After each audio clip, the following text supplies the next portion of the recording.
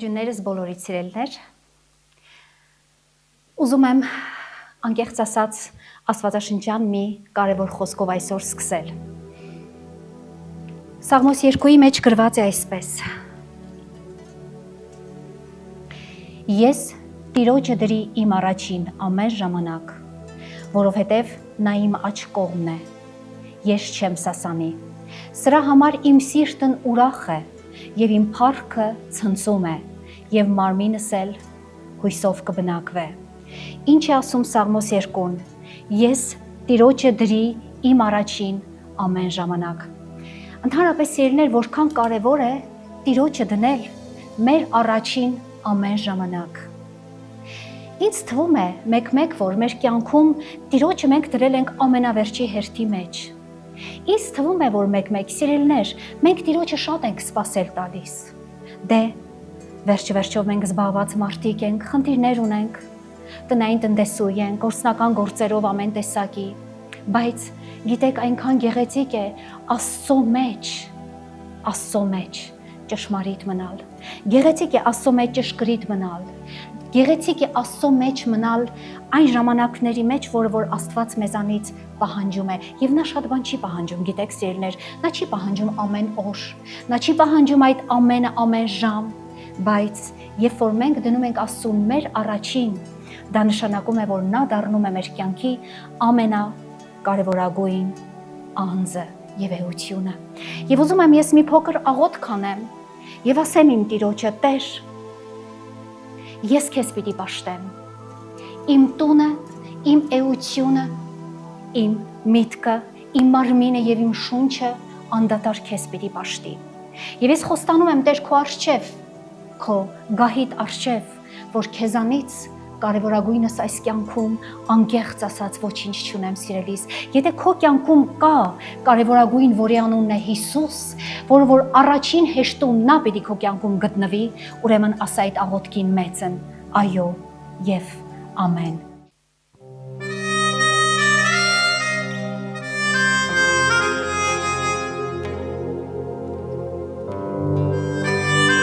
Հարավորեի նրան, երկիր նրան, անգամ եթե հոգուտ մեջ է այն բարերը, քո անձնական անձի բարերը սիրելիս, պետք չեն հրապարակներ, պետք են ուղղակի սրտի և հոգու բարեր Տիրոջը, որ իրական է։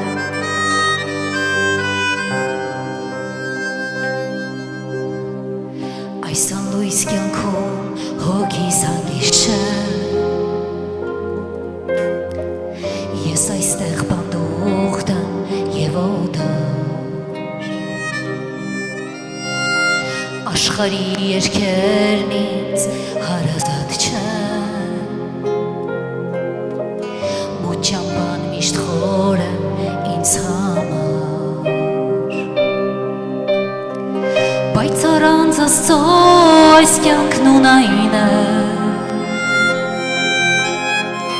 և արևն անգամ կեղծ պատրանք,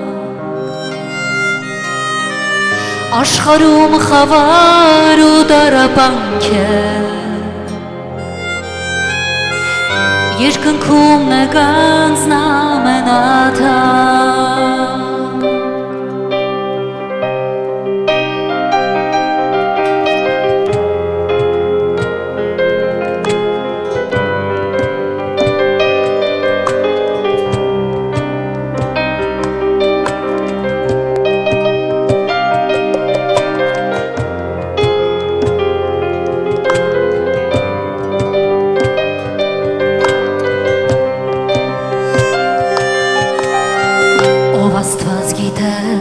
Հոգիս ծարավել, կենդանի ջրի քո աղբյուրի, ես գիտեմ, որ սերը քո անհուն է, ինձ համար է քեզ մոտ կա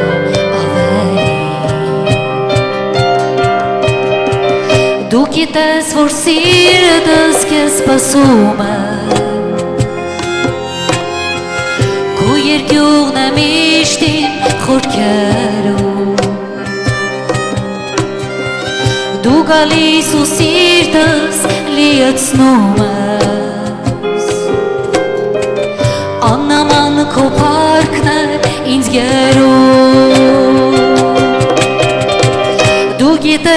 սիրտս քեզ սպասում է Հիսուս Քո երկյունը միշտ իմ խորքերում Դու գալիս ու սիրտս լիացնում ես Աննման քո փառքն է ինձ գերում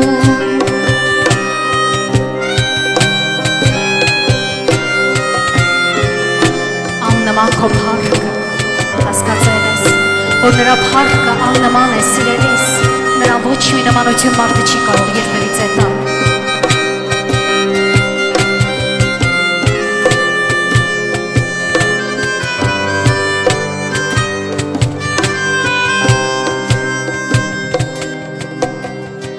Արևի պես դու գալիս փրվում ես Շողերով քո կյանք ես բարգեվում Խնդությամբ նորից դու ինձ լեցնում ես Հիսուս Ճանաչելը տալիս քո սերնանում Իմ Հիսուս ինձ տույլ դուր որ փարվեմ քեզ Արցունքներն իմ քեզ են որոնում Ես գիտեմ որ սիրտս դու տեսնում ես Մի խոսքից անգամ ինձ հասկանում Իմ Հիսուս ինձ տույլ դուր որ փարվեմ քեզ Արցունքներն իմ քեզ են որոնում Ես գիտեմ որ սիրտս դու տեսնում ես Մի խոսքից անգամ ինձ հասկանում Ես գիտեմ որ դու ընդմիշտ ինձ հետ ես Դու ես տրոքնում ինձ այս կյանքում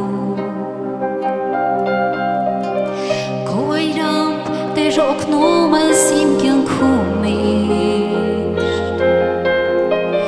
Ինձ սպահում կանգունում հաստատում Ես գիտեմ որ դու ընդմիշտ ինձ հետ ես Դու ես Տեր օգնում ինձ այս կյանքում Քո այրամբ իմ սիրտը միշտ մաքրում ես Ինձ սպահում կանգունում հաստատում Ինձ սպահում կանգունում հաստատում Ինձ սպահում կանգունում հաստատում Տեր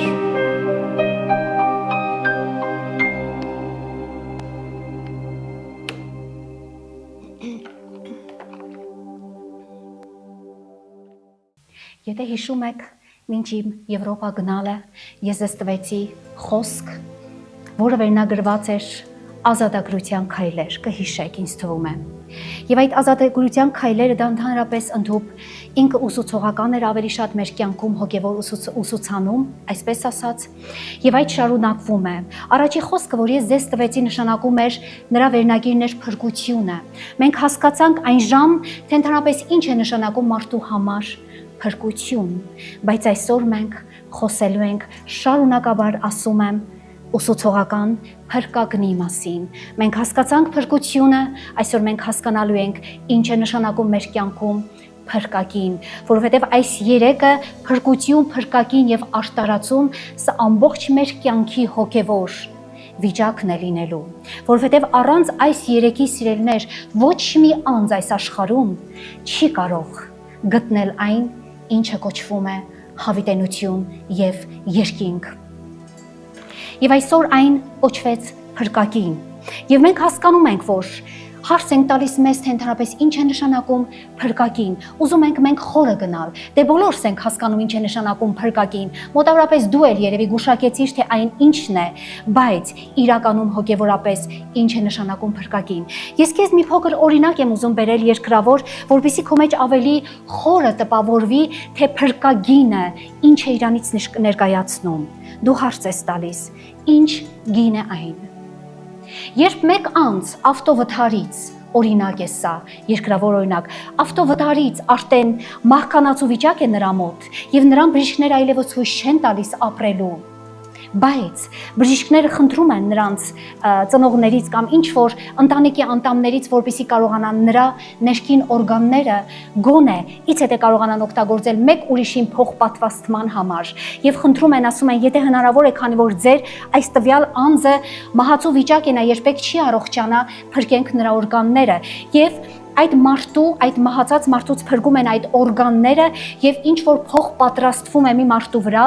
ով որ երկար տարիներ խոսքի օրինակ սպասել է սրտի, մեկնոր սրտի կամ սպասել է պոչկաների կամ սպասել է ինչ որ ուրիշ օրգանների։ Եվ հիմա այստեղ կատարում է մի կարևորագույնս, որ մենք այսօր պիտի հասկանանք, փրկություն։ Ինչ է նշանակում այն։ Փրկություն ստանում է նա այն անձը, ով տարիներ շարունակ սպասում էր, հերթագրված էր փոխպատվաստման ինչ որ մեկ օրգանի, եւ նա ստանում է այդ վիճակից հետո իր փրկությունը, ստանալով տվյալ օրգանը իր մարմնի վրա։ Իսկ փրկագինը դառնում է այն մարդը, ով որ իր գինը որպես մահ վճարեց, որպեսզի ինչ որ մեկը կարողանա այդ օրգանը իր վրա օգտագործել եւ ապրել։ Նայեք, սրանք երկուսն էլ մահկանացու վիճակ էին։ Եթե այն տվյալ անձն էլ չստանար այդ օրգանը, նա ժամանակից հետո կմահանար։ Բայց ինչ որ մեկին պետք է միշտ փրկագին եւ այն մյուսը պետք է դառնա փրկություն, որպեսզի կարողանա ապրի։ Եվ այսպիսով նա, ով զոհաբերեց մեր համար իր կյանքը, սիրելիներ, այս համեմատության մեջ դու կարողացաք հասկանալ ում մասին է խոսքը, եւ իր կյանքը այն գինը թանկ գնով նա վճարեց։ Այսօր ես չեմ խոսելու թե ինչ գին էր այն, բայց ուղղակի ուզում եմ հասկացնել, որ թանկ էր այն գինը եւ այդ գնի պատճառը դարձավ, որպեսզի դու նա քեզ կարողանա ետ դարձնի, հետ դարձ, ապաշխարություն, շրջանառություն, հեղափոխություն, որպեսզի դու կարողանաս շրջադարձ անես դեմքը քո դեպի Աստված նայի։ Երկրորդը, նա քեզ այդ փրկագնով կյանքի բերեց։ Որն է դա։ Փրկեց քո կյանքը։ Երրորդը, վճարեց այն գինը, որը շատ թանկ էր, մարդիկ։ Այս ամբողջ իմաստն անում է, որ վճարված գնով քեզ վերադարձվեց, այն թանկ վճարված գնով քեզ չվերադարձվեց այն օրգանը փոխպատվաստման, քեզ վերադարձվեց փրկությունը առաջնահերթ, ազատությունը երկրորդնահերթ եւ երրորդը քեզ վերադարձվեց ազատ շփում քո Հայր Աստծո հետ։ Մինչդեռ որ դու արտաքսված էր եւ դու ընդհանրապես չունեիր շփում ոչ Հայր Աստծո, ոչ Որդի, ոչ Սուրբ Հոգի Աստծո հետ, այսօր այն քեզ վերադարձվել է եւ դու կարող ես այդ փրկագնով կարող ես դու ունենալ իրական շփում քո երկինք երկիր արարող քո Հայր Աստծո հետ։ Փրկագին հասկացողությունը դառնում է մեզ քեզ հասկանալի, երբ փրկագնով սահմանված փրկությունը լինում է կատարյալ եւ ազդեցիկ։ Նայեք, սիրելիներ, Հիսուսը թափել է բոլորի համար այրուն։ Դու հավատում ես, որ ամբողջ աշխարհի մարդկության համար է թափվել նրա այրունը։ Հիսուսի այրունը չի թափվել միայն ինձ եւ քեզ համար։ Հիսուսի այրունը, սիրելի, չի թափվել աշտարի համար։ Հիսուս Քրիստոսի այրունը թափվել է մեղավոր մարդկանց համար։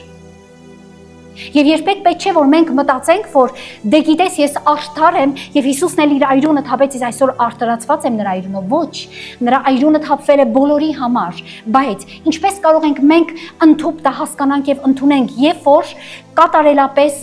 այն մեզ փրկության է տանում եւ ազդեցիկ է դառնում մեր կյանքում։ Քանզի այսօր մենք գիտենք, որ շատ մարդիկ են տոճորված իմանալով Քրիստոսի այրան թափած այրան մասին, բայց նրանց կյանքում դա կատարյալ եւ ազդեցիկ չի գործում։ Որն է դա։ Որն է կատարյալ եւ ազդեցիկ գործոնը։ Այսինքն, երբ որ դու ընդունում ես այս թափված այրունը քո վրա, կիրառում ես քո վրա, հասկացողությունով քո կյանքում մի բան փոխվում է։ Դու Անկեղծ եմ ասում, քո մեջ արթնանում է մի բան, որ երկար տարիներ մի կյանք քնած է եղել, բայց ոչ բոլորի մեջ է այդպես։ Ոչ բոլոր մարդկանց մեջ է դա ազդեցիկ մարդիկ։ Բոլորս գիտենք, բայց ոչ բոլորս ենք, որ հասկանում ենք, կատարելապես ըմբռնում ենք, թե ինչ արեց Հիսուս իմ համար։ Եվ այն դառնում է կատարյալ եւ ազդեցիկ, եւ որ սահմանված փրկությունը դու իրապես հասկանում ես։ Ինչու համար է քեզ պետք փրկագին։ Ինչու համար է քեզ պետք փրկագին։ Դու հասկացել ես այն։ Փրկագինը մեզ պետք է, սիրելիներ, հասկանալ ինչու համար է պետք, որովհետև այն մեզ պետք է Աստծո առջև աշտարանալու համար։ Նայեք մարդիկ, Աստծո առջև եթե մենք չաշտարանանք, եթե Աստված ինձ եւ քեզ չաշտարեցնի իր առջև, ապա մենք փրկություն չենք ունենա։ Որն է դա։ Երբ որ Աստված մեզ արտարացնում է եւ այդ փրկագինը օգնում է մեզ արտարանալ Աստծո առջև, դա նշանակում է, որ նա առաջնահերթ ազատագրում է մեր կյանքը մեղքից, երկրորդ ազատագրում է սատանայի ամեն մի հնարքներից։ Գիտեք, սիրելիներս, մարդիկ մեկ-մեկ մտածում են, ասում են, սատանան դե պոզով պոճով մի գարշահոտ մեկն է։ Ես քեզ ասեմ,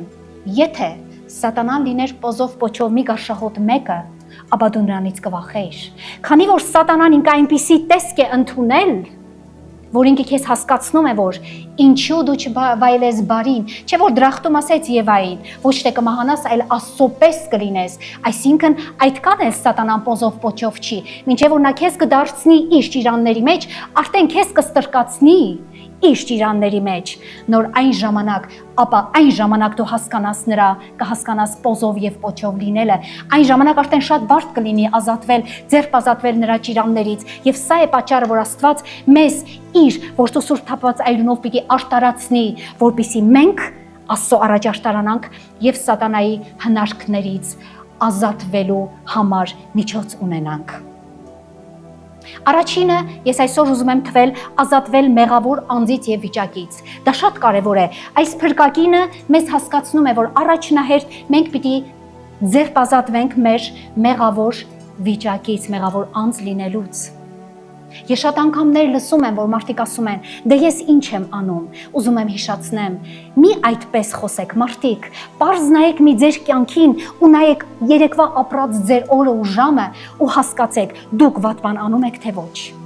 Որովհետև գիտեք ինչ, մեղքը այն հանցավոր մեղքը չի, որ սպանում ենք, մեղքը նրանում է, որ ամեն ժամանակ մենք դաղում ենք եւ ծեծում ենք Քրիստոսի վնասված, արտենից ծեծված մարմինը, եւ սա շատ կարեւոր է, որ մեղավոր անձից եւ վիճակից մենք կարողանանք ձերբազատվենք, քանզի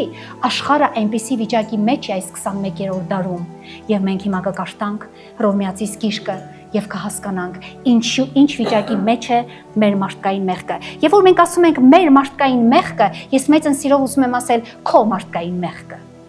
Եկեք այսօր ես ոչ թե մենքով խոսեմ հոգնակի, այլ խոսեմ քեզանով եզակի։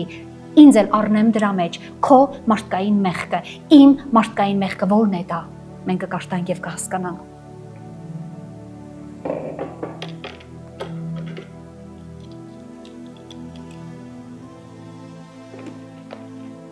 Հռոմեացիս առաջի գլուխ 18 խոսք։ Այստեղ ասում է այսպես, որովհետև Աստծո բարկությունը երկնքիցը հայտնվում է մարդկանց ամեն ամբարշտության եւ անիրավության վրա։ Մարդկանց ամեն, չի ասում քո եւ իմ, ընդհանուր մարդկանց, որ ճշմարտությունը անիրավությունով բռնում են։ Ինչ են անում մարդիկ։ Ճշմարտությունը Աստծո բռնում են իրենց անիրավությունով։ Դու տեղյակ ես, ամեն մեկ մարդ, չկա գետ մեկ արարած այս աշխարհի տակ, որ ինքը տեղյակ չլինի իր կյանքի մեղավոր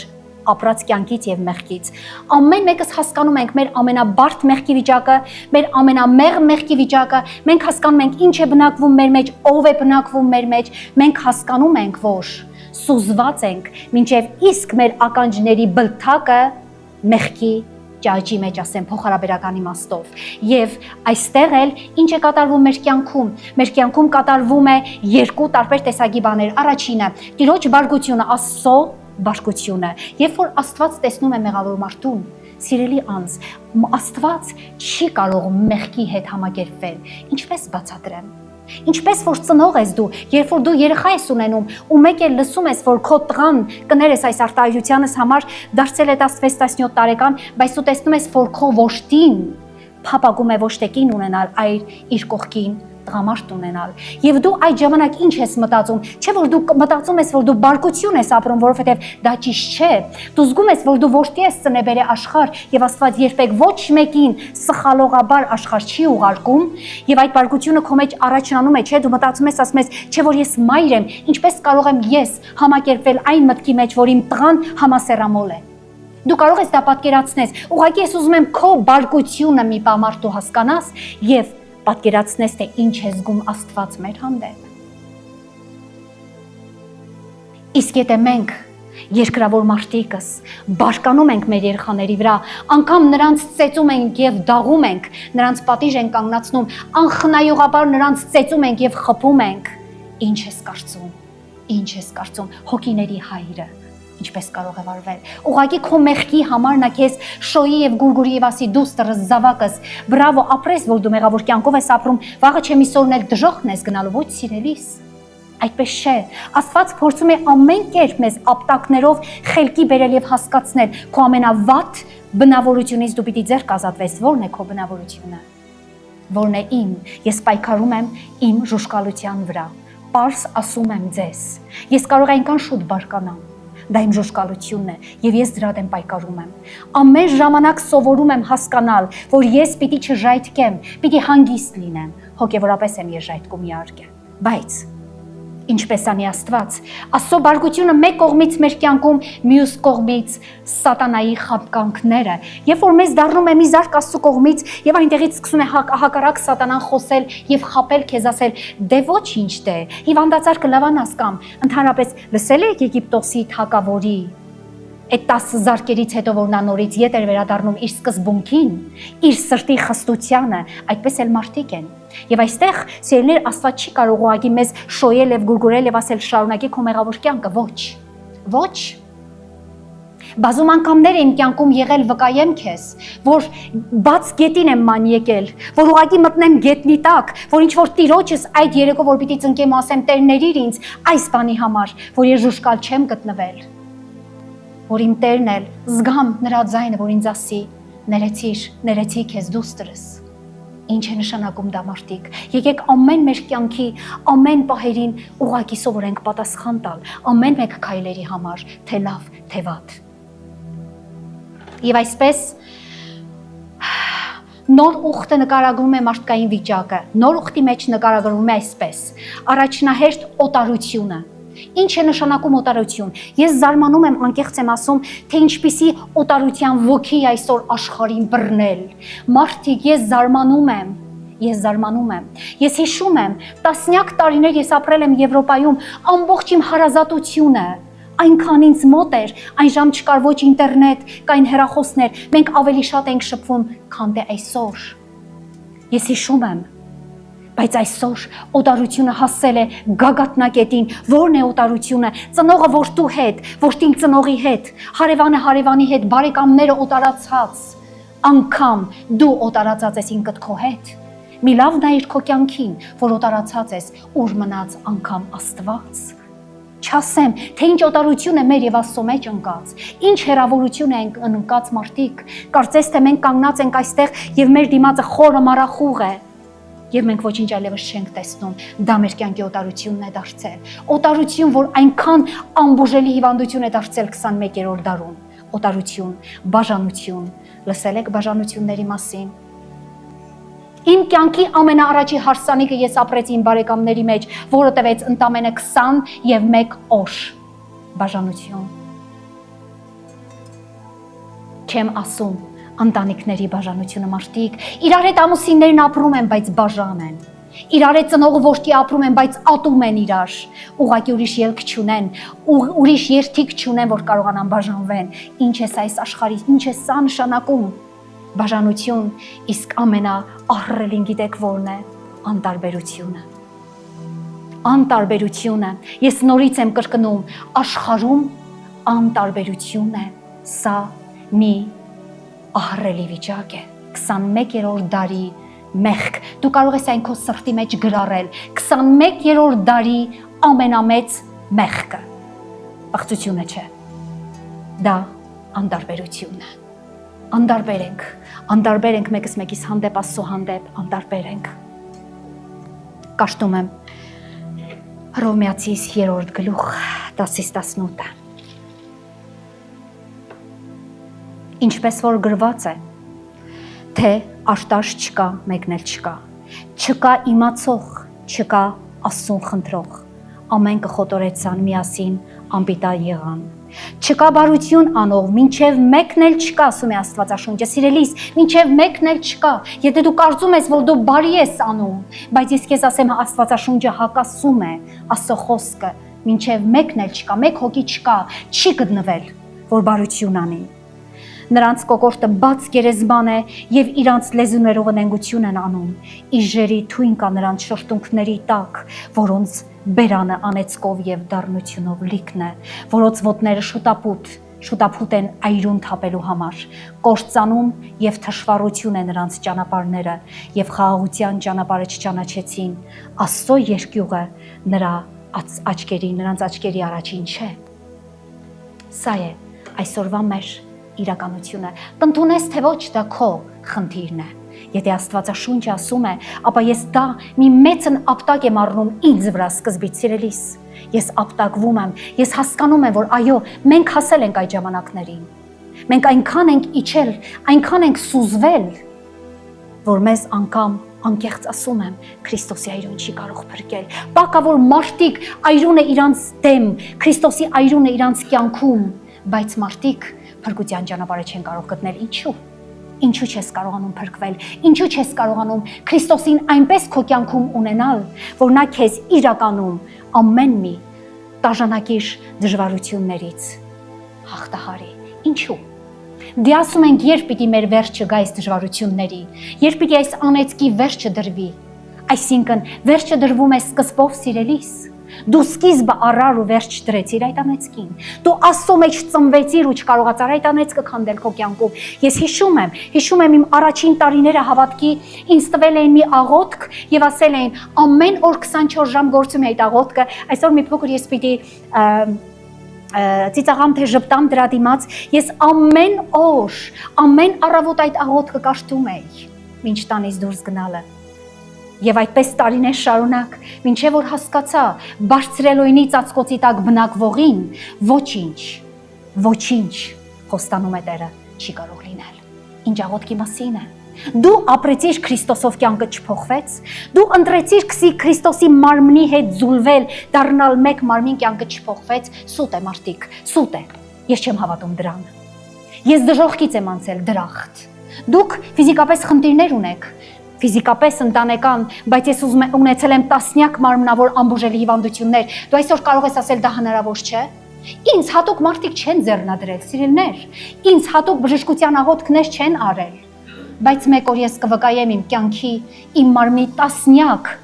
անբուժելի հիվանդությունների մասին, որոնցով որ ես այսօր բժշկված եմ Հիսուսի մեջ, ու ասում եմ քեզ, Աստված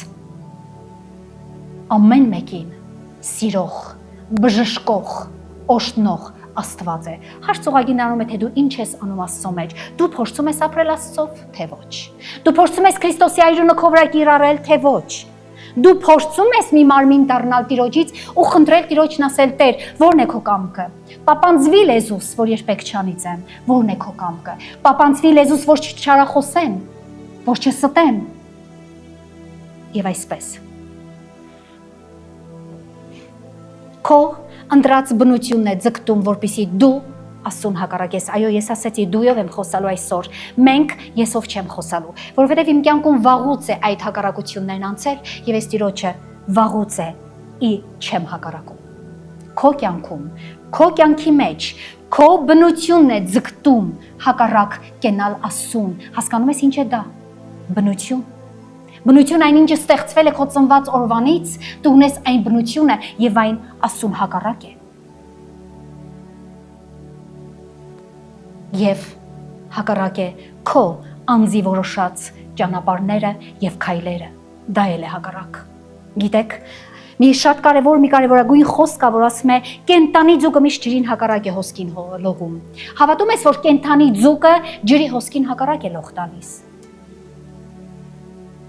Հավատում ես։ Իսկ մեռած ձուկը սատկած մարմինը ձկան այն լող է տալիս, որտեղ որ իրեն այդ ջրի ալիքները կտանեն, սիրելներ, եւ այսպես է մեր կյանքը։ Մեզ տանում է աշխարհը, մեզ տանում է մեր ճանապարհները, մեր քայլերը, որովհետեւ բնությունից ձգտում ենք մենք Աստծուն հակառակ։ Եվ Աստված էլ մեզ է հակառակ։ Ասում է ծուրի հետ ծուր ես, հակառակի հետ հակառակ ես, արտարի հետ արտար ես։ Այսպես է Տերը։ Որովհետև Տերը երբեք չի կարող գլուխ շոյել, թեպետ որ դու կարող ես քո մեղավոր որդու գլուխը շոյես, հույսեր փափագես, որ երբևիցե նա կապաշխարի եւ իրական կյանքով կսկսի ապրել, բայց Աստված դա չի անի։ Աստծոց բաժանված եւ օտարացած քայլում ես աշխարհի հոսքով, չհասկանալով, որ հտահապատակված ես սատանայի ճիրանների մեջ, բայց ոչ Աստծո աստվածային սիրո գիրկը։ Այս պիտի փոխվի մարդիկ։ Դուք սեր պիտի գտնեք, դուք ձեր մեջ պիտի գտնեք խաղաղություն։ Գիտես որն է սա։ Սա ոչ մի բանի հետ կապ չունի։ Ասում է անգամ կրակով եւ ջրով կանցնես, ես քեզ հետ եմ։ Ես ամեն ժամանակ փորձում եմ ասել հավատացյալ մարդ։ Դու անգամ քո փոթորկված ընտանեկական խնդիրների մեջ դու պիտի լինես խաղաղ, իսկ դու խաղաղ ես։ Ոչ, ինչու ոչ։ Որովհետև չես ձգտել Տիրոջ այնպես ունենալ քո մեջ, որպեսզի նա քեզ տա խաղաղություն։ Ես նորից եմ կրկնում, ինչ ուզում է իմ կյանքում պատահում է մարդիկ։ Ես երկնքից չեմ իջած, ես ինքս էլ եմ մարդ։ Ես իմ 4 կողմը ունեմ մարդիկ, ովքեր որ ցավեցնում են ինձ, անարգում են, արհամարում են, նաև ատում են, անտարբերություններով են լցված, բայց ես հասկացել եմ մեկ բան, իմ ներքին խաղաղությունը սրտի, ոչ մեկ չի կարող ինձանից գողանալ, գիտես որն է դա, որովհետև ես ունեմ իմ անձիս գահի վրա նստած մի Քրիստոս թագավոր, ով որ թագավորում է 24 ժամ իմ կյանքը եւ ասում է դուրս դեր, կրակները կանցնեն եւ կդառնան, ջրերը քո վրայով կհեղեղվեն, բայց ես քո հոգու եւ սրտի աթոռին եմ նստած գահին։ Սա է, որ ինձ ոչինչ չի թողնում երբեք իմ խաղաղությունը կորցնել։ Աշխարհը շուռ է գալիս, աշխարհը կործանվում է մարդիկ, բայց ես պարկում եմ խաղաղ եւ ելնում եմ իմ քնից խաղաղ։ Դու կարող ես զարմանաս, ասես, ինչպես կարող ես դա, այո, ասում եմ, աջ կողմից 1000 կգնի, ցախ կողմից 10000-ը, բայց ես խաղաղ եմ դրա մեջ։ Ինչու՞։ Որովհետեւ հասկանում եմ, որ ինձ հասել է այդ ընտրությունը, ինձ հասել է այդ փրկությունը եւ այս լարից ես պինդ կարճած եմ, իսկ դու կարճած ես այդ լարից։ Դու բռնել ես կապը Տիրոջ։ Թե ուղղակի քեզ թվում է, որ օրերից մի օր Տերը քեզ պիտի կապի ու քաշի, ոչ սիրելիս, դու ունես ընտրություն, ազատ ընտրություն, ամենքդ ունեք ազատ ընտրություն։ Եփեսացիս 5-րդ գլուխն եմ կարդում։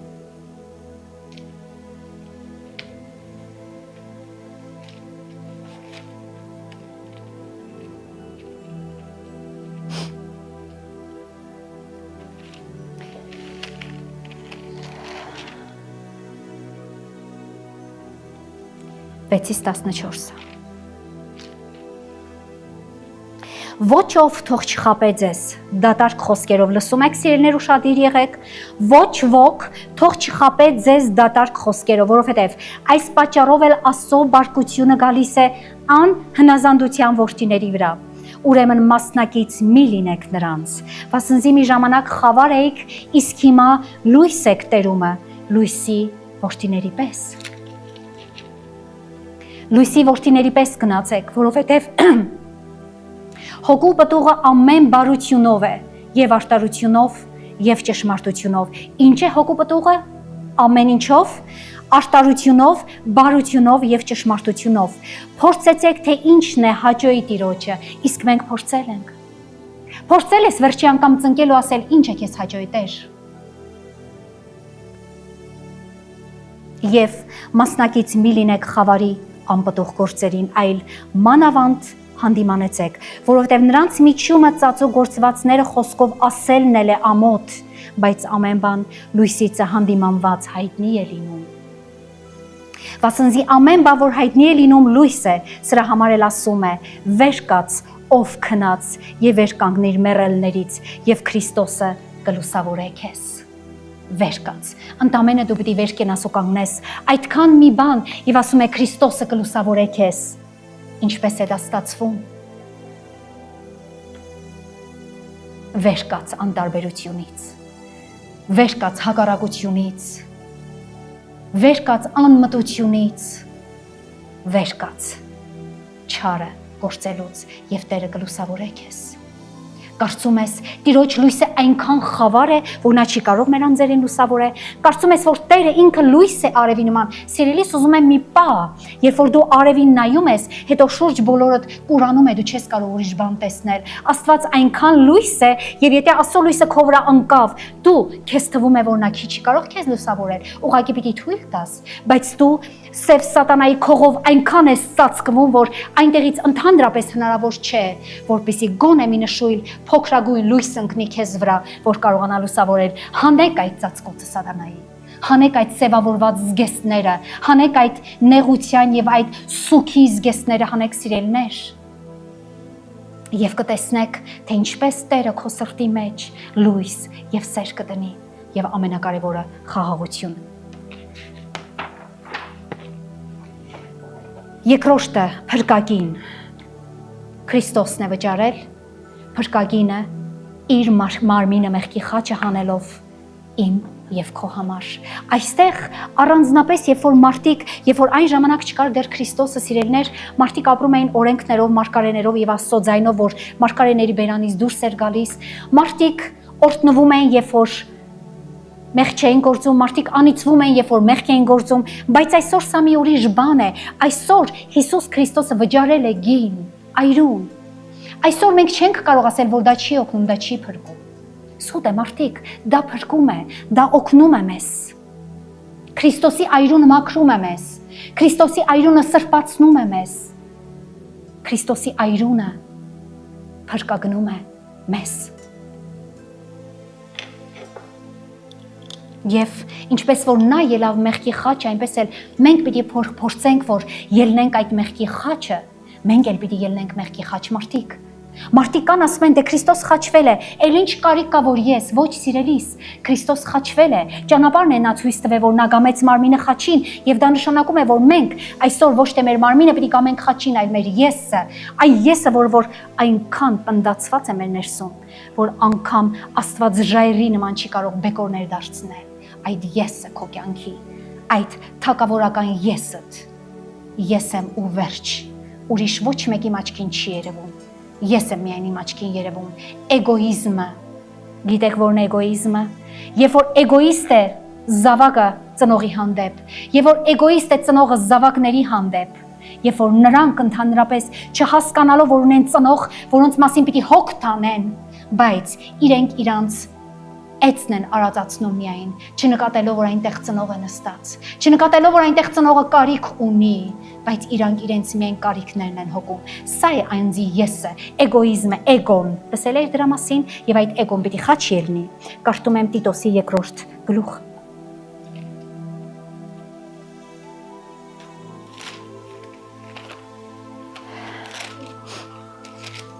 Երկրորդ գլուխ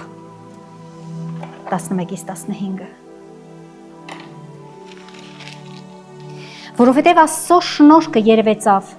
որ փրկարար է ամեն մարդկանց համար, որ խրատում է մեզ, որ ուրանանք ամբարշտությունը եւ աշխարհական ցանկությունները, ուրանանք ինչը, ամբարշտությունները եւ աշխարհական ցանկությունները, եւ խոհեմությամբ եւ աշտարությամբ եւ աստվածապաշտությամբ ապրենք այս աշխարհումը, սпасելով այն երանելի հույսին եւ մեծ Աստծո եւ մեր Փրկիչ Հիսուս Քրիստոսի փառքի հայտնությանը, որ իր անձը մեզ համար տվա, որ մեզ ամեն անօրենությունից փրկե եւ սրբե իրան համար հատուկ ժողովուրդ լինենք, բարի գործերի նախանձավոր, այդ բաները խոսիր, հորդորիր, հանդիմանիր բոլոր սաստկությունով, ոչ ովքեր չանարգես, սա ասում է Պողոս առաքյալը Տիտոսին նամակ է գրել։ Եվ մինչև որ Քրիստոսի փառքի հայտնությունը առաջ կա մարդիկ։ Ինչ է նշանակում դա։ Մեկ ասում է, ասում է, ես չգիտեմ այս խնդիրներին երբ պիտի վերջակետ դրվի։ Կարող է նաև չդրվի վերջակետ այդ խնդիրներին։ Բայց քեզ համար պետք չի խնդիրներին վերջակետ դնել։ Քեզ համար կարևոր է, որ Քրիստոսի փառքը քո կյանքում գա։ Երբ որ մենք նայում ենք մեր կողքինին եւ ասում ենք մեր ապրած կյանքին, մեր այս իրավիճակներին, որ շատ վատթար է ու գեղեցիկ չէ, դե ասում ենք վերջակետ դեր, ոչ։ Վերջակետը դրվում է այն ժամանակ հիշիր ու շատիր, երբ որ դու ինչ որ մեկ բանի իրական սկիզբ ես դնում։ Լսեցիր։ Վերջակետը դրվում է այն ժամանակ, երբ որ դու իրական ինչ որ մեկ բանի սկիզբ ես դնում։ Այն ժամ դու կտեսնես, թե ինչպես վերջակետ կդրվի Աստծո կողմից ու քո սկիզբը որքան գեղեցիկ կլինի։ Դա է կարևորը։ Եբրայեցիս 9-րդ գլուխ 11-14։ Բայց Քրիստոս, որ եկավ, հանդերձյալ բարիքների քահանայապետը, ավելի մեծ եւ կատարյալ եւ անձեռագործ խորանովն, այսինքն այն, որ այս արարածներիցը չէ, եւ ոչ թե նոխազների եւ զվարակների այրունովը, այլ բուն իր այրունովը մեկ անգամ մտավ այն սրբատեղին եւ հավիտենական փրկություն գտավ։ Որովհետև եթե ցուլերի եւ նոխազների այրունը եւ երինջների մոխիրը սրսկելով սրբում էր պղծվածների մարմնավոր սրբության ստանալու համար, ել որքան ավելի Քրիստոսի այրունը, որ հավիտենական հոգով իր անձն անարատ պատարակ մատուցրեց Աստծուն, ձեր խղճմտանքը կսրբե, ձեր խղճմտանքը կսրբե այն մեռած գործերից, որ կենթանի Աստծուն պաշտեք, կսրբե ինչ մեռած գործերից, մինչև դու չսրբվես մեռած գործերից, դու չես կարող Աստծուն պաշտել։ Կրկնում եմ,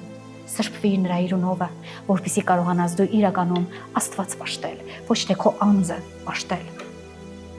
Մեղքը Աստծո սուրբ էության եւ բնության հակառակ է եւ դեմ։ Հասկանում ես ինչ է նշանակում հակառակ։ Ես ուզում եմ մի փոքր դու շադրություն դարձնես, երբ որ դու վերցնում ես երկու մագնետ, մի կողմը երբ որ դու կպցնում ես իրար, կպնում են իրար, եւ մյուս հակառակ կողմով երբ որ դու փորձում ես նրանց միացնել, նրանք չեն հպվում իրար։ Եվ սա Աստծո եւ մարդկային տարբերությունն է իրար հետ։ Սրանք իրար չեն կպնի մարդիկ։ Ինչու՞։ Որովհետև Աստծո սուրբ էության բնության հակառակ դեմ է, մեր մարդկային էությունը դեմ է, հակառակ է, եւ այն չի կպնի երբեք, եւ պահանջում է այդ հակառակությունը, որ մենք ունենք սատանայությունը Աստծո մեջ, դա պահանջում է մահ, զարք, վարձք, որն էլ դառնում է պատճառ Աստծո հետ հավիտենական բաժանվելուց։ Լսեցինք մենք։ Ինչ է դառնում զարք, մահ, վարձք, որն էլ բաժանում է բնականաբար, մեկ օր էլ գայթակղվելու ես Տիրոջից։ Մեկ օր էլ երբ որ քո այն մտածված ստացվածքով չի ստացվի քո կյանքը, դու բարկանալու ես Տիրոջից։ Մեկ օր էլ դու հասկանալու ես, որ նրան ատում ես։ Մեկ օր էլ դու հասկանալու ես, որ անգամ Տիրոջն ես անիծում եւ հայոյում։ Ինչու եմ ասում սա, որովհետեւ մարդիկ կան իրեն չստացված կյանքից սխալ ապրող հակառակ, մեղսակից կյանքով ապրում են եւ իրենց կյանքերում սկսվում է զարկը, վարձքը, դե մեղքի վարձքը մահն է եւ այն պատճառով էլ սկսում են ավելի հայոյել Տիրոջը։ Հասկանում եք մարդիկ, եւ սա է կարեւորագույնս, որ հասկանաք, որ Աստված մեղքը երբեք չի գրկախառնվի։ Ցանկությունը հղանում է մեղքով։ Մարդկային էությունը այնպիսի մի բան է, մարդը ցանկանում է։ Ես ցանկանում եմ իմ հարևանի հարսին, ես ցանկանում եմ իմ հարևանի եզին, ես ցանկանում եմ իմ հարևանի տանը, ես ցանկանում եմ նրա հակաչոր ունենալ, ցանկություն է դա, աչքերի ցանկություն։ Ես ցանկանում եմ շատ մի գեղեցիկ կին ունենալ իմ կողքին, բայց չհասկանալը, որ նրա գեղեցկություն արտաքին ներքին զորոյացմանն է հավասար, ես ցանկանում եմ, որ այսպես շարունակ։ Ցանկություն, աչքի ցանկություն եւ երևույթ։ Մի դատեք աչքի երևույթով, ասում է Աստվածաշունչը։ Ցանկությունը հղանում է մեղքով եւ մեղքն էլ մեկ օր ծնում է մահ, մարդիկ։ Մենք հղանում ենք ցանկություններով, մեր մեջ լցվում է այն, բայց հղիությունը վերջ ունի։ Երեխան 9 ամսեկանից հետո ծնվում է, այդ մեղքն էլ է հղանում եւ մեկ օր ծնվում է, երբ որ դու այն սկսում ես արդեն գործել։ Քո ուղեղի, քո մտքերի, քո հոգու մեջ դու այդ մեղքի ուղղությունով մտածում ես։ Եվ այն սկսում է մեծանալ, այնքան մեծանալ, որ քո ոտքերն ու ձեռքերը վարզում է արդեն այդ մեղքին, երբ որ դու այդ մեղքը գործեցիր, այն ժամ ինչ է լինում, ծնում ես դու մահ, որովհետև մեղքի վարձքը մահն է, հիշեք մարդիկ։ Առաջին 2 եւ 3-րդ մահերը, առաջին մահը հոգևոր մահն է։ Երբ որ Աստված ասեց Ադամին, եթե այս պտուղը ուտես, ապա մահով կմեռնես, Ադամը մտածում է, որ նա ֆիզիկապես կմեռներ, թեպետ որ Աստված դա էլ միտք ուներ, բայց Սատանան եկավ եւ նրան ասեց օծի կերպարանքով, ասեց ոչ թե կմեռնես, այլ Աստծո նման կլինես։ Եվ որն էր առաջին մահը։ Առաջին մահը, երբ որ Ադամը գործեց, ինչ ապրեց նա, մահացավ նա մարմնով։ Երբ որ այն պտուղը ճաշակեց եւ կինը ճաշակեց եւ Ադամին տվեց ամուսնուն, մահացան նրանք մարմնով, ոչ։ Ինչպես մահացան նրանք։ Հոգով։ Նրանց Աստվածային հոգին մահացավ իրենց մեջ։ Այն հոգին, որ Աստված փչել էր նրանց ռնգանց մեջ։ Նրանք առաջնահերթ մահացան իրենց հոգով։ Այսօր դու էլ ես հոգևոր մահացած։ Ասեմ քեզ։ Երկրորդ մահը դա աշտեն ֆիզիկավոր մարմնավոր մահն է, երբ որ մեր ժամանակը ժամկետը հասնում է վրա եւ մենք մահանում ենք, ջնջվում ենք այս աշխարհից։ Ոչ մի հիշատակ չունենք, ոչ մեկ չի հիշում։ Ամենաշատը թող հիշեն մեզ 2 շաբաթ։ Անցավ գնաց։ Սա երկրորդ մահն է մարմնի։ Իսկ երրորդ մահն հավիտենական մահն է։ Այն հավիտենական կորուստն է, մարդիկ։ Հասկացեք։ Եվ հետագայում, երբ որ Ադամը հոգևորապես մահացավ, հետո նրանք ֆիզիկապես ճաշակեցին մահը ինչպես, երբ որ Ադամի զույգ ոշտիները Կայենը սպանեց Աբելին, այնտեղ նրանք ճաշակեցին, որ մարմինն արդեն սպառվող է եւ մահկանացու։ Նրանք չէին հասկանա դա մինչեւ որ Կայենը Աբելին չսպանեց։ Նրանք մտածում էին, որ նրանք հավերժ պիտի ապրեն, բայց նրանք հավերժ չեն։ Սպառվեց Աբելի մարմինը, քանի որ Կայենը քարով խփեց Աբելին եւ սպանեց։ Եվ այստեղ Ադամը հասկացավ Եվան, թե ինչ էր նշանակում այն, որ Տերը ասեց՝ մահով կմեռնես։ Եվ այդպես էլ կար։ Առաջին հոգևոր մահ, երկրորդ ֆիզիկական մահ, երրորդը հավիտենական մահ։ Որն է սա։ Սիրելիներ, շատերն են փորձել նկարագրել այս հավիտենական մահը։ Ես այսօր չեմ ուզում ջոխացնել։ Ես այսօր չեմ ուզում քեզ վախեցնել։ Ես այսօր չեմ ուզում քեզ տրտմեցնել, թե ինչ է նշանակում հավիտենական մահ։ Հավիտենական մահը դժոխքն է։ Դու գիտեիր դա։ Դու գիտեիր, որ դժոխքը մեզ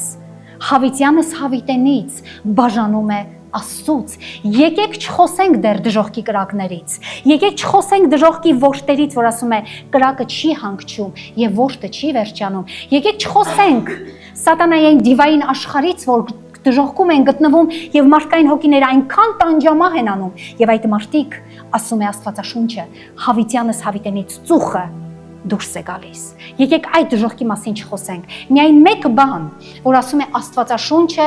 հավիտենության կորուստ, դա նշանակում է, որ հավիտյանս հավիտենից դժոխքում Աստված այլևս չի լինելու։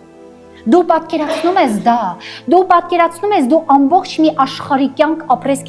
գիշեր, ոչ արև լինի, ոչ լուսին։ Պատկերացրու այդ խավարը մի փոքր կյանքի մեջ մարդ։ Ինչպես նկարագրեմ ես այն այլևս չգիտեմ։ Դժոխքը դա է, սիրելիս։ Բացի զերծ կրակներից ու ոշտերից, դժոխքը հավիտենական Աստծուց բաժանվելն է։ Այնտեղ էլ Հիսուս չկա։ Այնտեղ միայն սատանայի դժոխային ծրագիրն է։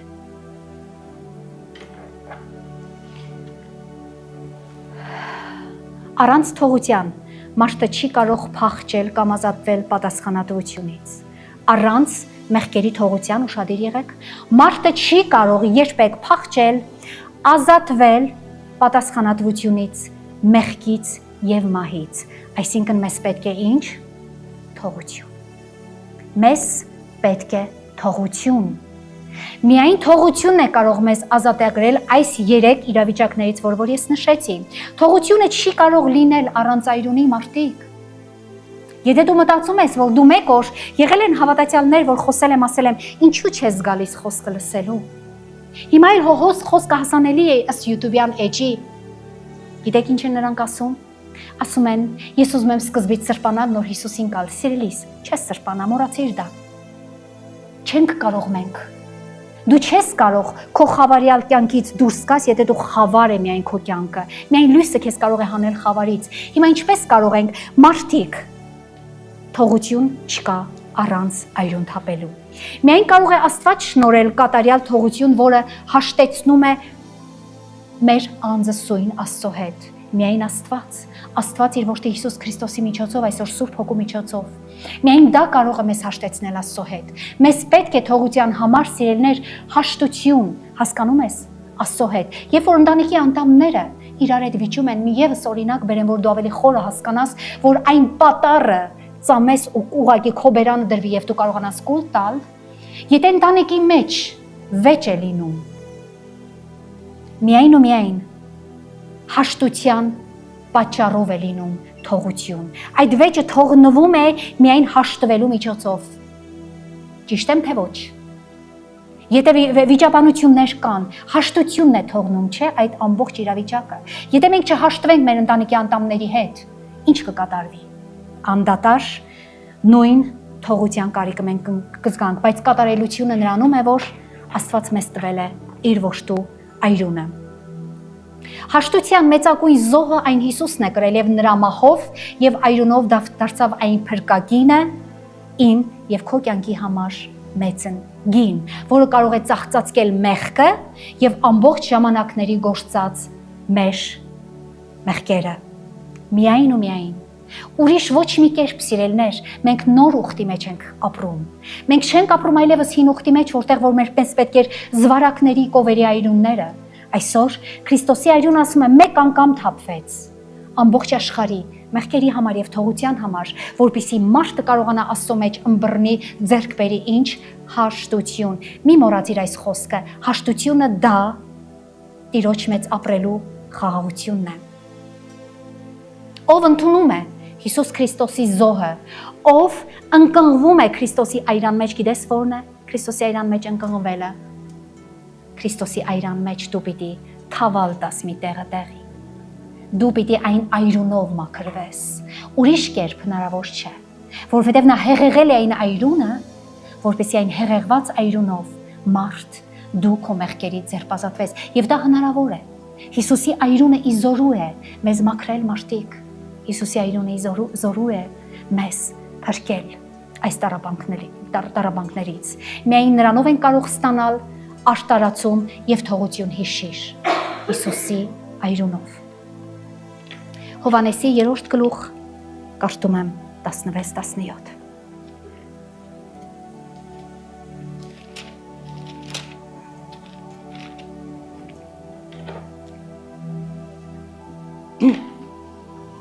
Որովհետև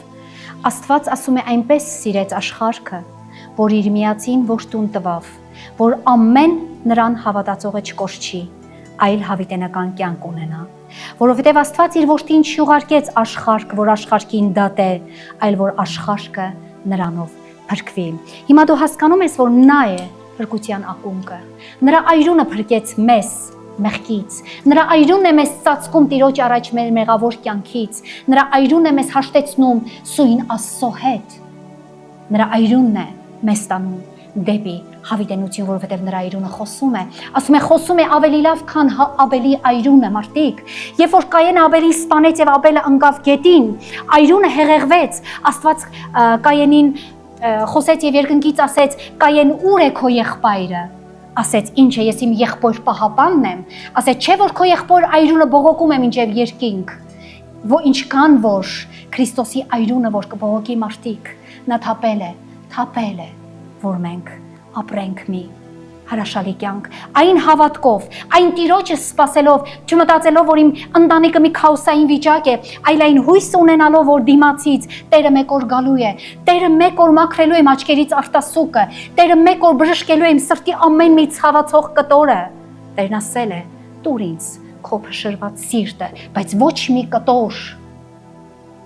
հետ չպահանջես, տուր նրան, ինչի՞ ես տալիս։ Փորձել ես տալ, փորձել ես նրան տալ քո սիրտը փշրված, փորձել ես Տիրոջն ասել վերցրու արա ինչ ուզում ես Տեր։ Համաձայն եմ, ես այդպես եմ սկսել իմ հոգևոր կյանքը, մարդիկ։ Եվ անկեղծ եմ ասում, այդ պահից սկսած իմ կյանքում այլևս իմ ցավերի տառապանքների մեջ է շեմ ունեցել ցավ եւ տառապանք, իմ դժվարությունների մեջ է շեմ ունեցել դժվարություններ։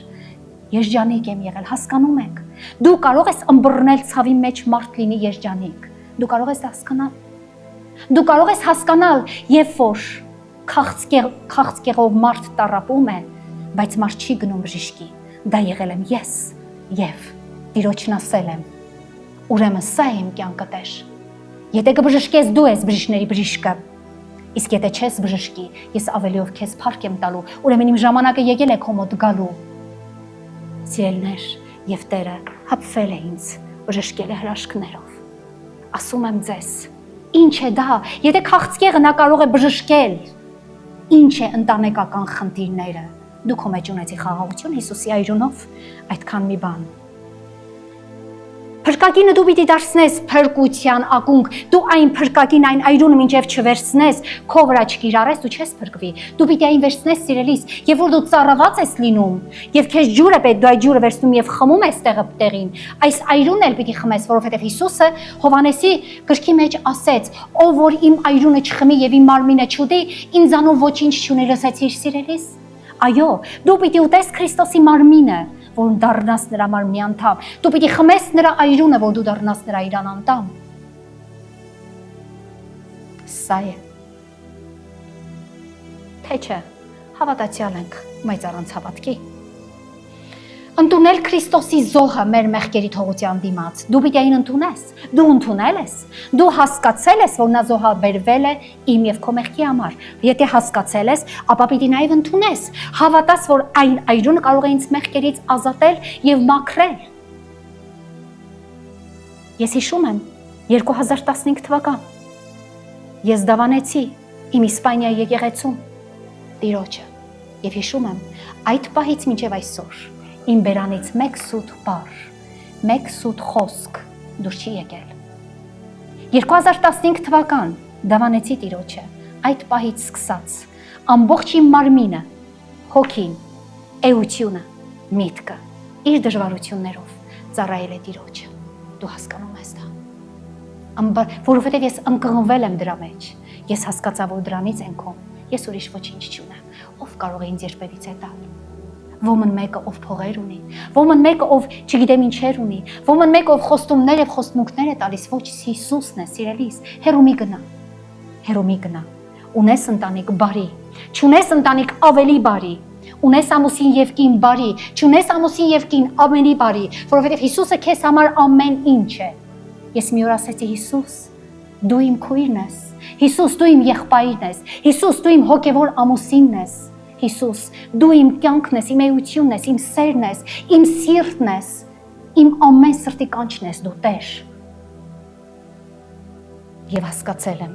որ նրանից թանկ այս աշխարհում ոչինչ չկա, անգամ կողքինդ, կինդ կամ ամուսինդ չարժե նրան, սիրելիներ, ասում եմ։ Գեղեցիկ է, բայց ամեն ինչ Հիսուսով է գեղեցիկ։ Գեղեցիկ է, բայց ամեն բան Քրիստոսով է։ Տիպիկ գեղեցիկ։ Ընդունել զոհը, երկրորդը խոնարհվել նրա իշխանությանը եւ նրա կամքին, հնազանդել, որպեսզի կարողանաս ազատվել մեղքի ծանրությունից։ Առանց հնազանդելու, առանց խոնարհվելու Տիրոջը երբեք չես կարող ձերբ ազատվել։ Խոնարհվելը գիտես որն է, դու խոնարհվում ես։ Եվ այդ անելով դու կարողանաս ազատվել մեղքի ծանրությունից։ Գիտեք, սիրելիներ, մեղքը բեռ է, մեղքը մի ռուկզակ է, որ մեզ ամբողջ մեր կյանքը հանում է մի բարձր քարաժայր, եւ մենք այդ ծանր մեղքի ռուկզակը մեր ուսերին վրաց բարձրանում ենք ճգրտելով, փորձում ենք հասնել ինչ-որ մի նշանակետի, բայց հասկանում ենք, որ մինչեւ որ այդ ռուկզակը մեղքի ծայրությունը մենք վայր չնետենք, մենք սար չենք կարող բարձրանալ։ Դու հասկացել ես դա։ Փորձիր սար բարձրացի ծանր ռյուկզակով եւ փորձիր սար բարձրացի առանց ինչ որ բերքի եւ կտեսնես, որ այն երկրորդ ավելի հեշտ կստացվի քո մոտ։ Եվ սա մեր կյանքի մեղքն է։ Գործք Առաքելոց 26-րդ գլուխ 18-ը կարդում եմ։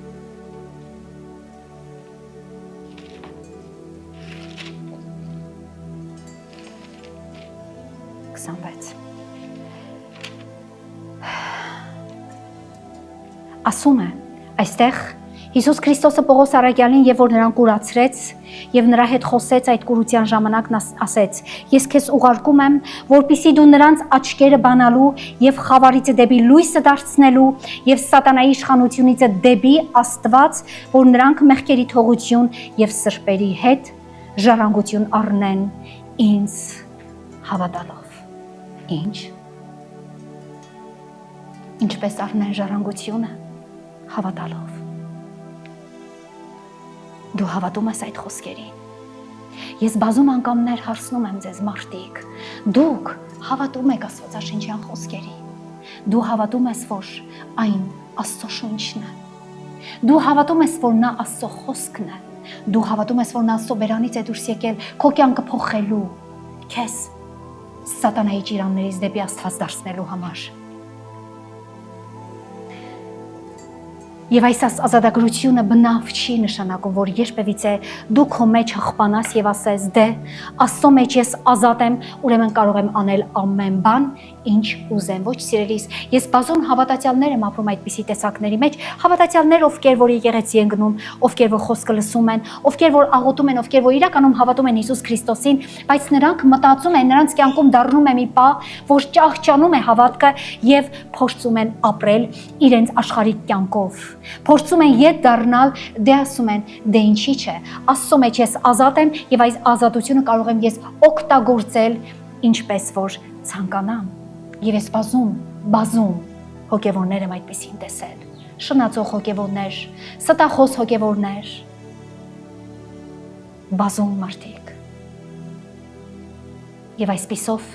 իմ Աստծո անունը դրել են գետին եւ տեղը տեղին տրոփում են այդ անվան եւ այրյան վրա, որը որ հարիշ չէ։ Մեզ հարիշ չէ մարդիկ, դա կարող է հարիրը հետանոցներին, որովհետեւ նրանք Հիսուս չգիտեն, բայց մենք որ գիտենք, աշխարհը որ գիտի Հիսուս, ազգը որ գիտի Հիսուս, որ գիտի ով է Հիսուս, մեզ դա հարիշ չէ։ Ես չեմ ասում պարտադիր, որ պետք է դու շնանաս, ոչ, բայց մեր մեջ կան այնքան ծածուկ մեղքեր, որ Դավիթ թագավորն ասում է. Տեր, իմ ամենածածուկ մեղքերիցն էլ ինձ ազատ արա։ Փաստորեն, պարզվում է, որ ծածուկ մեղքեր ամենադաժան մեղքեր են մարդիկ։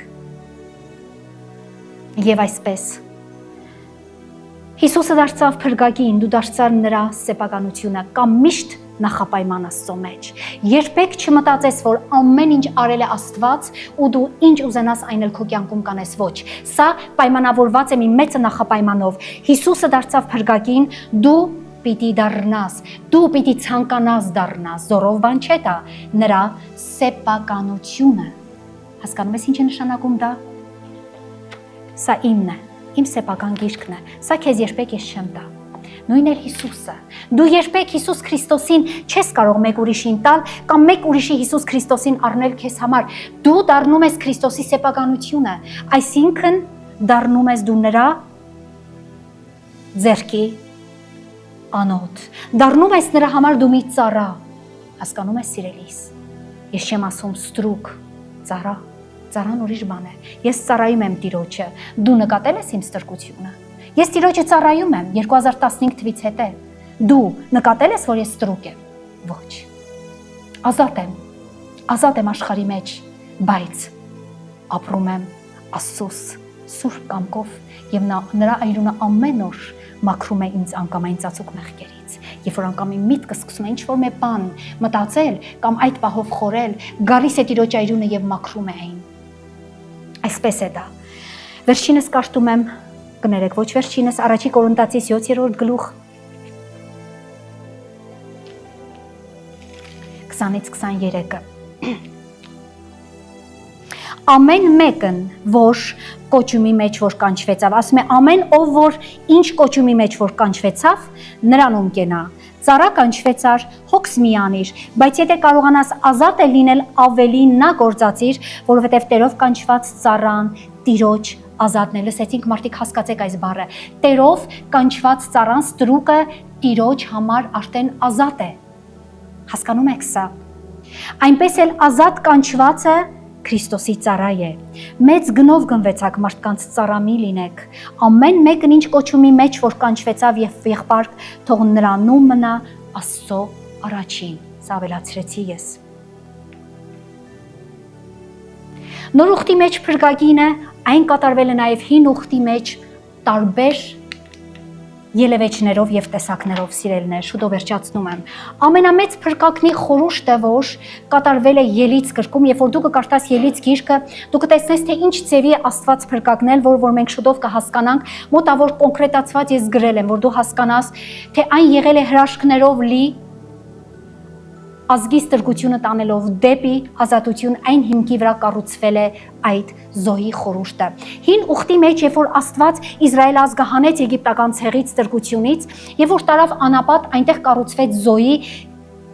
զոհի սիստեմը, ոնց են ասում հայերեն, զոհաբերության այդ կանոնները, այո, հիշեցի։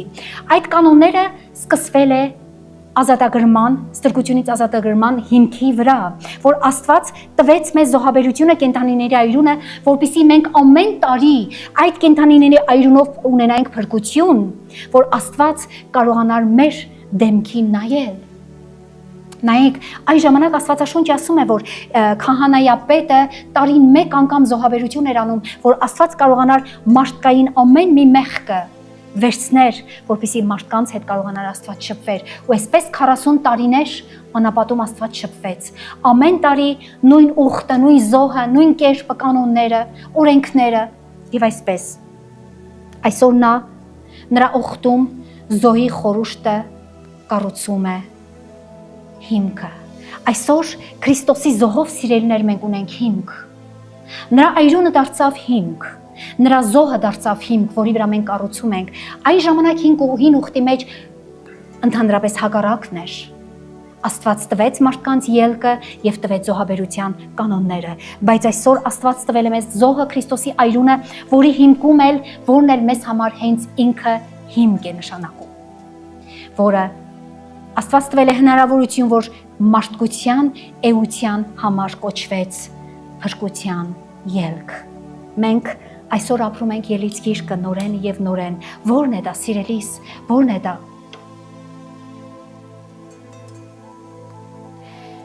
Ծննդոց գրքի մեջ ես թվում եմ 6 գրքեր Աստվածաշնչյան հին ուխտի, որպեսզի մենք հասկանանք, թե ինչ է տվել Աստված մեզ, թե որքան անգամներ է նա փորձել, վերջացնում եմ շուտով, փորձել մեզ ստրկությունից տանել դեպի ելք։ Մարդիկ Աստված միշտ է փորձել։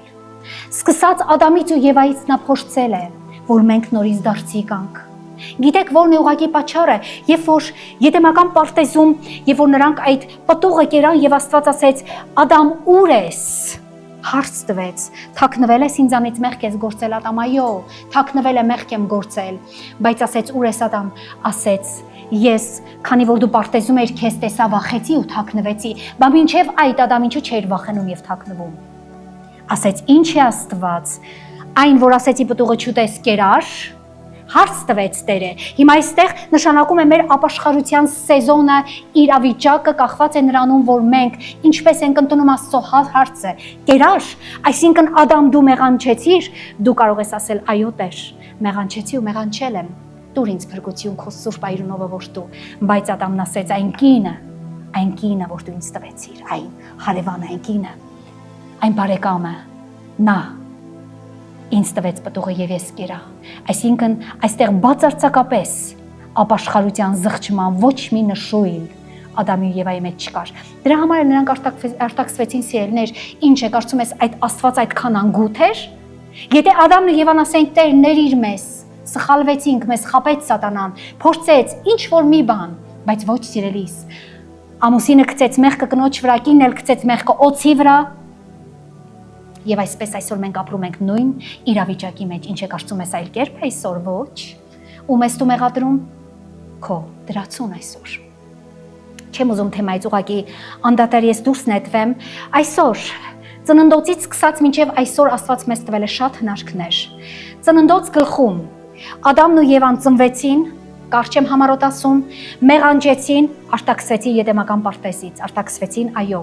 Ելից գրքում արտաքսված Ադամն ու Եվան մարդը, ես ասում եմ մարդ, դու հասկացի դու։ Այսօր խոսքը քո մասին է, Ադամ ու Եվայի մասին չէ։ Այսօր դու արտաքսվել ես Եդեմական պարտեզից եւ ունես քո կյանքում բուռն խնդիրներ ու խնդիրներ եւ ցավեր ու տառապանքներ։ Արտաքսվել ես, ստրկացել ես սատանայի ձեռքը, տեղը տեղին, քեզ պետք է այսօր ապաշխարություն։ Դու ունես այն։ Իսրայել ազգը ապաշխարեց անապատում։ Ղևտացոց գիրքը Աստված տվեց նրանց օրենքներ, Աստված քեզ այսօր տվել է շնորհ եւ շնորհք, տվել է երկու պատվիրան՝ սիրիր քո Տեր Աստծուն, քո ամբողջ էությունով եւ քո դրացին սիրիր քո անձի պես։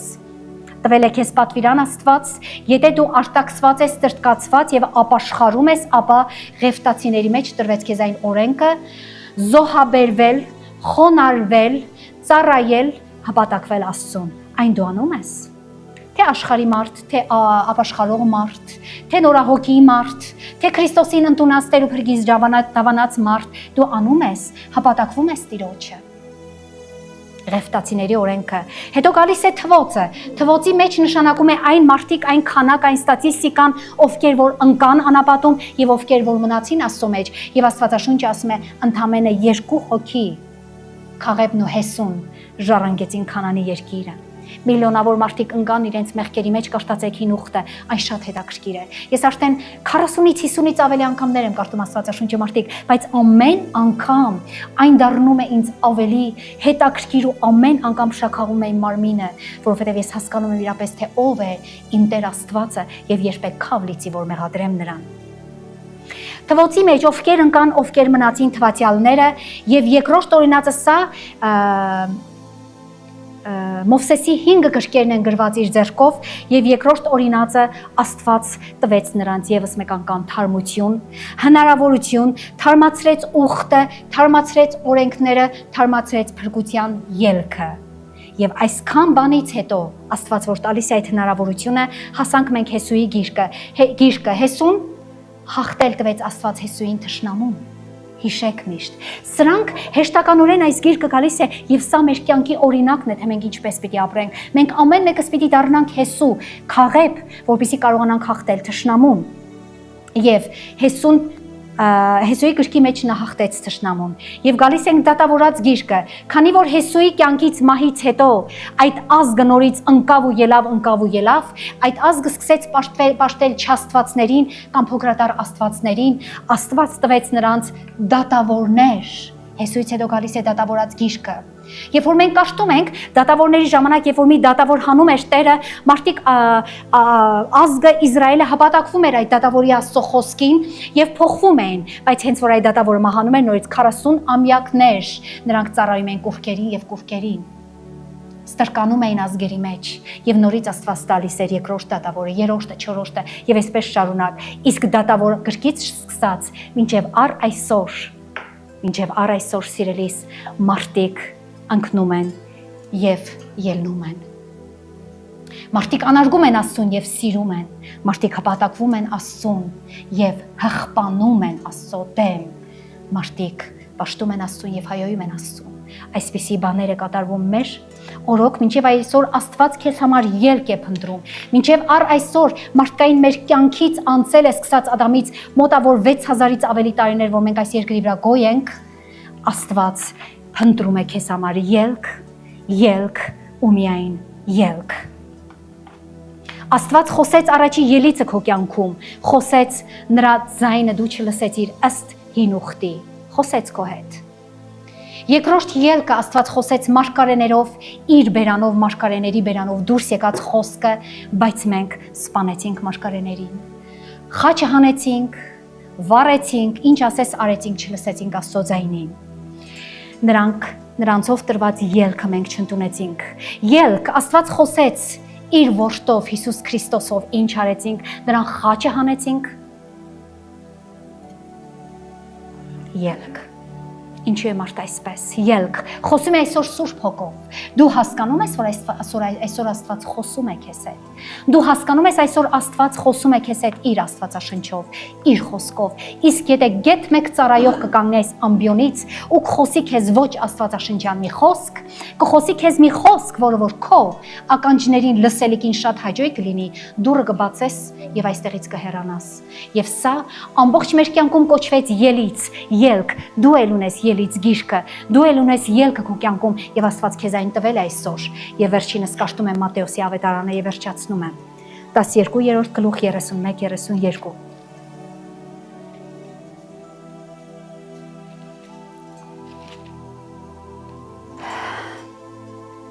Սրա համար ասում եմ ձեզ, Հիսուսն է խոսում այստեղ, ամեն մեղք եւ հայոյանք կթողվի մարդկանց, բայց հոգի դեմ հայոյանքը չի թողվել մարդկանց, եւ ով որ մարդի որդի դեմ բան ասե, կթողվի նրան, բայց ով որ Սուրբ Հոգին դեմ ասե, նրան չի թողվել ոչ այս աշխարհումը եւ ոչ էլ գալիք աշխարհումը։ Անկեղծ խոստովանեմ ձեզ սիրելիներ, այս խոսքը ինձ համար փակված է եղել տարիներ շարունակ։ Ես ամեն Աստվածաշունչը կարդալուց անցնելուց Տիրոջը խնդրել եմ, որ Տեր, ինչ է նշանակում դա, Ինչ տարբերություն, եթե քեզ ասի ինչ որ մեկ մարդ մեկ բան կթողվի, բայց Սուրբ Հոգուն ասողը նրան ոչ այս աշխարհում, ոչ գալիք աշխարհում չի թողվի, ուշադիր եղեք։ Տերիցն առել եմ ինքս այդ հայտնությունը։ Ինչ է նշանակում դա, մարդիկ։ Ինչու Աստծուն ասողը, Քրիստոսին հայոյողը կթողվի, բայց Սուրբ Հոգուն հայոյողը չի թողվի։ Դու կարող ես դա հասկանալ։ Ասեմ քեզ։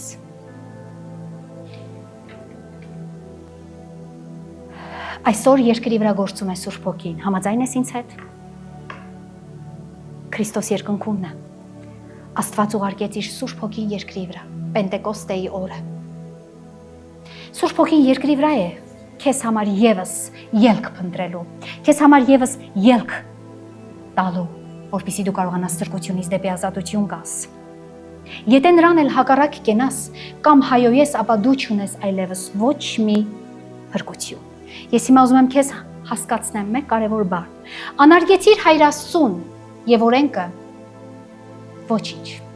Եկավ որդի Աստվածը, Հիսուս Քրիստոսը։ Անարգեցիր որդի Աստծուն եւ անդադար արդեն 6000 տարի 2000 տարիներ հանում ենք խաչ որդուն։ Ոչինչ։ Որդին խաչ հանվեց, գնաց Հայր մոտ աչում նստեց եւ ուղարկեց Սուրբ Հոգուն։ Իսկ եթե այսօր դու անարգես Սուրբ Հոգուն, ես չեմ կարծում, որ ուշադիր եղիր։ Այս Սուրբ Հոգու փրկությունից ելքից առավելի եւս մեկ բան կարող է քեզ Աստված տալ։ Չի կարող սիրելիս։ Նա տվել է իր որդուն, նա տվել է իր Սուրբ Հոգուն եւ այսօր այս աշխարհի մեջ գործում է Սուրբ Հոգին եւ եթե դու նրա փրկությունը չընձեռնես եւ նրա ելքը դու ուղակի դուրս չկաս քո իրավիճակից, Սուրբ Հոգուց այս կողմ այլևս փրկություն չկա։ Եթե անարգես Սուրբ Հոգուն, նրանից հետո քեզ համար էլ այլևս փրկություն չկա։ Սա է պատճառը, որ Տերն ասեց. Ինձ հայոյողը կթողվի, որդուս հայոյողը կթողվի, բայց Սուրբ Հոգուն հայոյողը երբեք ոչ այս աշխարհում, ոչ էլ գալիք աշխարհում չի թողվի, որովհետև ասեմ քեզ, վերջին հնարավորությունդ բաց թողեցիր եւ այլևս դու չես ունենա ոչ մի հնարավորություն եւ ես աղոթում եմ Հիսուս Քրիստոսի անունով, որ դու հասկանաս թե ինչ գործ կետանում Սուրբ Հոգին։ Ես ուզում եմ դու հասկանաս գետ մեկ մարդ, որ կարող է իր երկրում ապրած, ձևավորված, սովորած եւ ավարտած նա Աստծուն հպատակվելով հազարավոր կիլոմետրներ քայլի ու գա, որպեսզի ինչ որ մեկը այսօր լսի նրա խոսքը, դա Սուրբ Հոգու ձեռքն է սիրելներ, Սուրբ Հոգին է գործում։ Եկեք նրան հայոյող չլինենք, նրան մենք չենք կարող այլևս խաչ անել, գիտեք ինչու, որովհետև նա մարմին չէ։ Մենք նրան կարող ենք միայն հայոյել։ Իսկ ո՞րն է հայոյանքը։ Շատերն ասում են, թե երբ որ կարդում են աշխարհիկ մարդիկ մտածում են հայոյանքը դա այն է, որ դու պիտի խոսքերով մեր հայկական ավանդական հայոյանքներով հայոյես ասում, որ դա կոչվի հայոյանք, ոչ։ Աստծուն հայոյելը նա է, որ դու դառնում ես նրա հանդեպ անտարբեր։ Աստծուն հայոյելը նա է, որ Սուրբ Հոգու վերջին փրկության նավակը, երբ որ նա ուղարկում է քո կյանքի մեջ, որ արդեն ջրերը լցվել է, դու ուր է պիտի խեղդվես եւ մահանաս, եւ որ դու այն փրկություն անարգում ես։ Սա է հայոյանքը։ Թե չէ։ Եկեք ուղակի փրկությունը մեր վրա առնենք։ Եկեք Տիրոջ այրունը մեր վրա կիրառենք։ Եկեք ամեն օր խնդրենք Տիրոջը, որ նա կարողանա մեզ ամենամանր ծածուկ մեղքերից մեզ փրկի։ Խոշոր մեղքերը խոշոր են, նրանք երևացող են, նրանք մենք էլ ենք հասկանում, բայց կան մեղքեր, որ մեր մեջ հղանում են, սիրելիս, մեծանում են, փոքրից, սերմանվում են, ատելություն, անզգամություն, անտարբերություն, չարախոսություն, էգոիզմ։ Եկեք չլինենք Սուրբ Հոգուն հայոյողներ, թե չէ, ելք քո կյանքի այլևս դու մոռացիր Սուրբ Հոգուց հետո։ Եվ սա է ամենակարևոր խորհուրդը, եւ սա է ամենակարևոր պատգամը, որ այսօր Տերը ուզում է քեզ տալ։ Ու ես հույս ունեմ, որ դու կարողացար այն ընդունել եւ հասկանալ։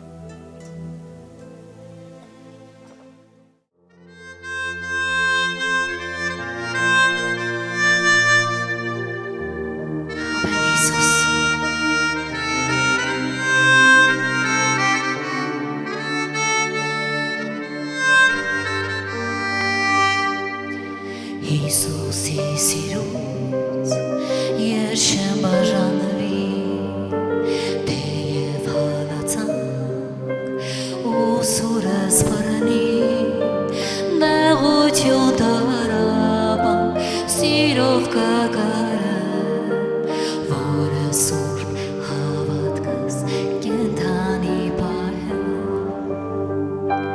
հավատքս չմոռանա Տիրոջս չմոռանա Խաչը ուսիս կգնամ Մինչ Հիսուսին միանամ Հավատքս չմոռանա Տիրոջս չմոռանա Խաչը ուսիս կգնամ Մինչ Հիսուսիս միանամ Ոչ կյանք, ոչ մահ, ոչ զորություններ Ոչ ներկա բաներ, ոչ գալու բաներ Ոչ բարձրություններ, ոչ խորություններ Ինձ չեն բաժանի քո սիրոցի մատեր Հավատքս չմոռանա Տիրոջս չմոռանա Խաչը ուսիս կգնամ Մինչ Հիսուսին միանամ Հավատքս չմոռանա Տիրոջս չմոռանա Խաչը ուսիս կգնամ Մինչ Հիսուսիս միանամ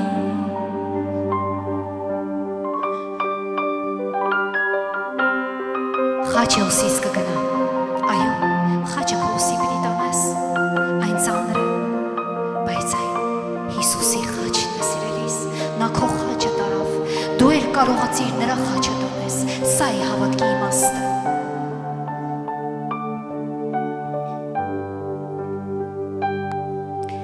Մինչև իմ այրան Վերջին կաթիլներ Քեզ հավատարի Կդավանեմ ատեր Մինչ կյանքս մարի Շունչս վերջանա Սիրելի Հիսուս Քեզ չմոռանա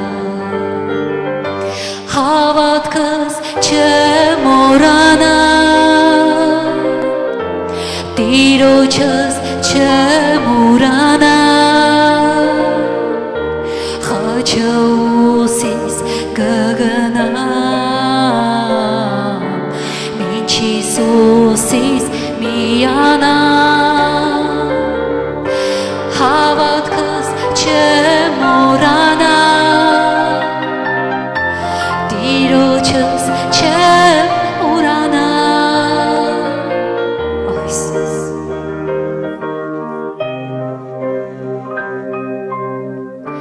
Մինչ Հիսուսիս միանամ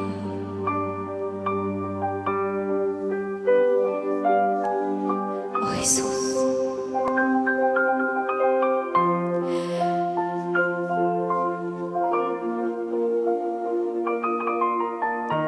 Խաչը ուսիս կգնամ Մինչ Հիսուսիս միանամ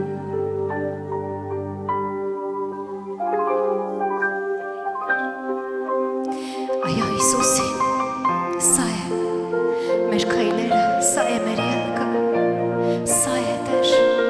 Դու մեզ տվել ես այս ելքը Դու մեզ տվել ես քո խաչը Դու մեզ տվել ես քո այրունը Դու մեզ տվել ես քո սերը